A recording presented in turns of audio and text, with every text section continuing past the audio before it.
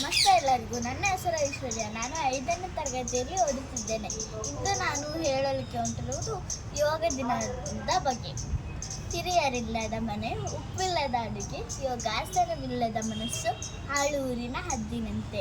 ಹಿರಿಯರಿಲ್ಲದ ಮನೆ, ಉಪ್ಪಿಲ್ಲದ ಅಡುಗೆ, ಯೋಗಾಸನವಿಲ್ಲದ ಮನಸ್ಸು ಹಾಳೂರಿನ ಹದ್ದಿನಂತೆ.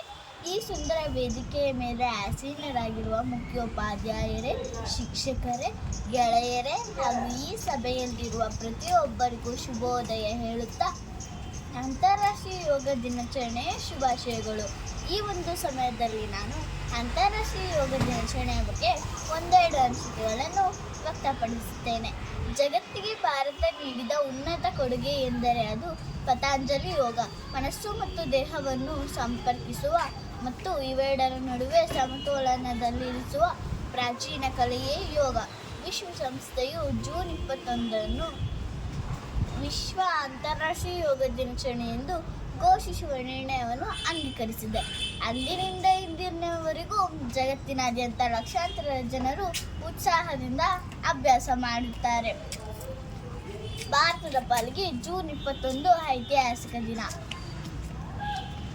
2015 ಪ್ರತಿ ವರ್ಷ ಜೂನ್ 21 ಅಂತಾರಾಷ್ಟ್ರೀಯ ಯೋಗ ದಿನಾಚರಣೆಯನ್ನು ಆಚರಿಸುತ್ತಾ ಬರಲಾಗುತ್ತಿದೆ. ಈ ವರ್ಷ 11ನೇ ಯೋಗ ದಿನಾಚರಣೆಯನ್ನು ಆಚರಿಸುತ್ತಿದ್ದೇವೆ. ಸುಮಾರು 6,000 ವರ್ಷಗಳ ಹಳೆಯ ಆರೋಗ್ಯ, ಸಮೃದ್ಧಿ ಮತ್ತು ಆಧ್ಯಾತ್ಮಿಕ ಆರೋಗ್ಯಕ್ಕೂ ಸರಳ ಸೂತ್ರವೂ ಹೌದು. ಯೋಗವು ಮನುಷ್ಯನ ದೈಹಿಕ ಆರೋಗ್ಯ ಮಾತ್ರವಲ್ಲದೆ ಮಾನಸಿಕ ಆರೋಗ್ಯಕ್ಕೂ ಮದ್ದು. ಪ್ರಾಣಾಯಾಮ, ಸೂರ್ಯ ನಮಸ್ಕಾರ, ಧ್ಯಾನ ಹಾಗೂ ಸರಳ ಆಸನಗಳನ್ನು ಮಾಡುವುದರ ಮೂಲಕ ಮಾನಸಿಕ ಆರೋಗ್ಯವನ್ನು ವೃದ್ಧಿಸಬಹುದು.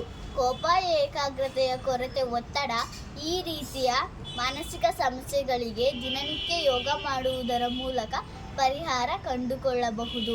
ಜ್ಞಾನದ ಬಲದಿಂದ ಅಜ್ಞಾನದ ಕೇಡು ನೋಡಯ್ಯ, ಸತ್ಯದ ಬಲದಿಂದ ಅಸತ್ಯದ ಕೇಡು ನೋಡಯ್ಯ.